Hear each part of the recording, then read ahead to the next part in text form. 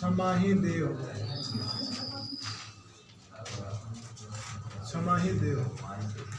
देखिए, आपने एक बार देखा होगा साधारण ब्याज जो पढ़ाए थे हम आपको, तो साधारण ब्याज में हमने छमाही या तिमाही की बात नहीं की थी। ऐसा इसीलिए क्योंकि जब आप साधारण ब्याज लगाते हैं तो अगर ब्याज छमाही हो जाएगा तब भी उसमें कोई प्रभाव नहीं पड़ेगा, अगर वो तिमाही हो जाएगा तब भी उसमें कोई प्रभाव नहीं पड़ेगा। देखिए कैसे, जैसे मान लीजिए 1000 रुपया की धनराशि है, ठीक है, 1000 रुपये की धनराशि है और मान लीजिए रेट अगर है 40% और टाइम है अगर 2 साल, तो जब इस पर हम साधारण ब्याज निकाल रहे थे तो बटे 100 करते हैं तो 0 कट जाता है, यानी कितना आएगा 800 रुपया आ रहा होगा ना। अच्छा सोचिए, अगर हम ब्याज को छमाही कर दे तो छमाही का मतलब क्या होता है, पहले यहाँ देख लीजिए कि छमाही से नाम से ही समझ में आ रहा है 6 महीना पर, यानी यहाँ पर जैसे हम लोग जब रेट वार्षिक की बात करते हैं, 1 साल को ही वार्षिक, जो रेट हमारा 1 साल का है वो वार्षिक कहलाएगा। लेकिन अगर वही दर 6 महीने पे लगने लगे तो उसे हम कहेंगे छमाही। यानी कि अगर हम दर की बात करें छमाही में, तो जैसे कि दर के बारे में आप देखिए, जैसे दर मान लीजिए कहा गया कि अगर 40% वार्षिक है, अगर वार्षिक 40% है तो छमाही क्या होगा, तो छमाही मतलब आधा 6 महीने पे लगेगा। तो अगर 1 साल में 40% तो 6 माह में क्या परसेंट लगेगा, 20%। अगर 1 साल में 14% तो 6 माह में 7%, यानी अगर 1 साल में 20% तो 6 माह में 10%। इसी तरीके से ये बात हो रही है। छमाही का मतलब हो गया कि जो दर 1 सालों में लग रहा था उसका आधा हो जाएगा, यानी हम कह सकते हैं कि जो इसकी रेट आएगी वो उस रेट का क्या हो जाएगा, आधा, वार्षिक वाली दर का आधा हो जाएगा। यही बात समय के साथ अगर देखें तो समय क्या होगा, ठीक इसका उल्टा होने वाला है। अगर समय के बारे में आप लिखेंगे तो समय देखिए क्या होगा, जैसे मान लीजिए कि अगर दर वार्षिक है तो जो 1 साल है वो तो 1 साल ही रहेगा क्योंकि 1 साल वार्षिक है। लेकिन जब 6 महीने में ब्याज लगेगा तो हम सोचेंगे कि इस 1 वर्ष में कितनी छमाहियाँ आई होंगी, यानी कितनी बार 6 माह रहा होगा।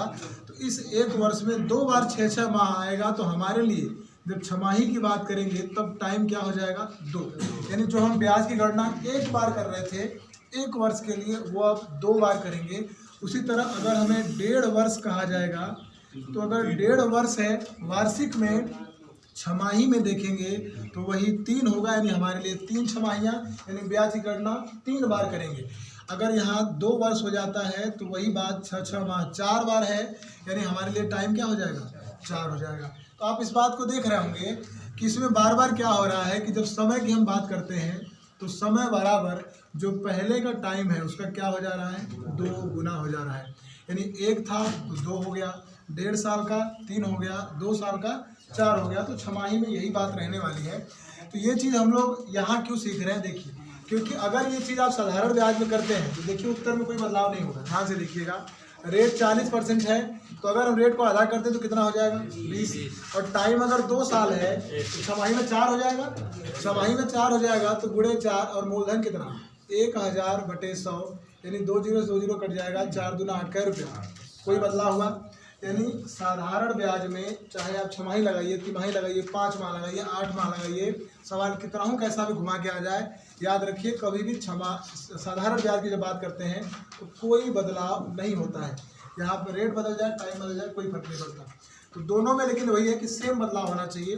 कहा जाए कि रेट अगर छमाही तो टाइम भी बदलेगा, तो दोनों के ब्याज में कोई परिवर्तन नहीं होता है। लेकिन चक्रवृद्धि ब्याज में ये बदलाव आपको दिखाई देगा, तो वहाँ पर हमें इस बात का ध्यान रखना है कि छमाही का मतलब क्या है। तो याद रखिएगा जो दर है वो हमेशा आधा हो जाएगा और जो समय है वो हमेशा 2 गुना हो जाएगा। इस बात को नोट कर लीजिए, फिर इस पर करते हैं सवाल। 500 रुपये, 8500 रुपये की धनराशि, 8500 रुपये की धनराशि पर 8% वार्षिक, 8% वार्षिक चक्रवृद्धि ब्याज की दर पर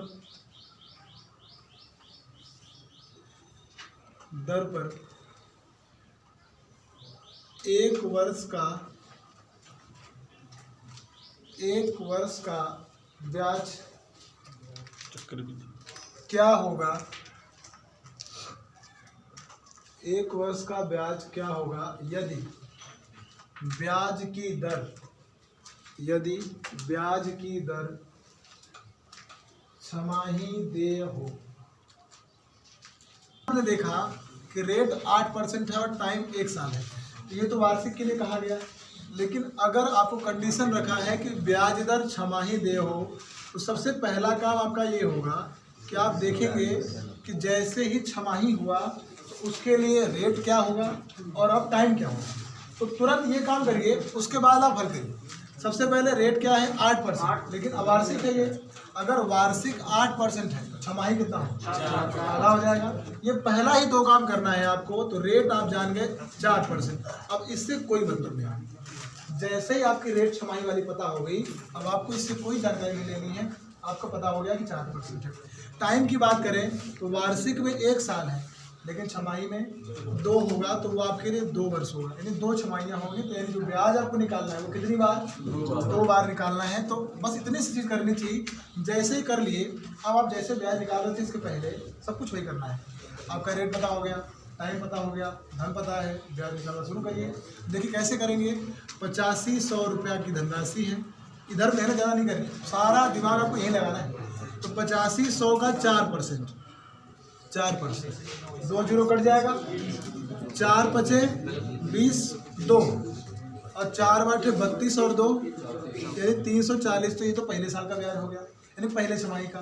तो हमारे लिए 2 है, तो यहाँ पे एक बार हम और ब्याज निकालेंगे। तो 8500 का फिर से निकालेंगे 4%, तो फिर से कितना आएगा 340 प्लस ब्याज पर ब्याज लगता है। ये देखिए याद हो जाएगा तो धीरे धीरे। इस ब्याज पर ब्याज लगता है तो ये आपका आ जाएगा 340 का 4%। अगर आप डायरेक्ट निकाल रहे हैं तो बहुत अच्छा है, नहीं तो आप बगल में ही लिख के आप निकाल लीजिए। तो आप देखिए 0 से 0 कट जाएगा और 4 से गुणा करेंगे, 4 चौक के 16, कितना आया 1, 4 पे 12, 1 13 बटे कितना 10। लेकिन 10 है तो 10 का क्या करना है, भाग करेंगे। तो जब भाग करेंगे तो 1 0 है तो दशमलव 1 स्थान पे लगेगा, यानी 13.6। अच्छा पूरा जोड़ेंगे तो चक्रवृद्धि ब्याज क्या मिलने वाला है, इन दोनों को जोड़ लीजिए 680 और 13। तो 2 बार में जोड़ना है तो 2 बार में जोड़िए, नहीं तो डायरेक्ट भी आप जोड़ सकते हैं अगर आपकी स्पीड अच्छी है, आपका कैलकुलेशन अच्छा है। तो 693.60 रुपया, यही है चक्रवृद्धि ब्याज।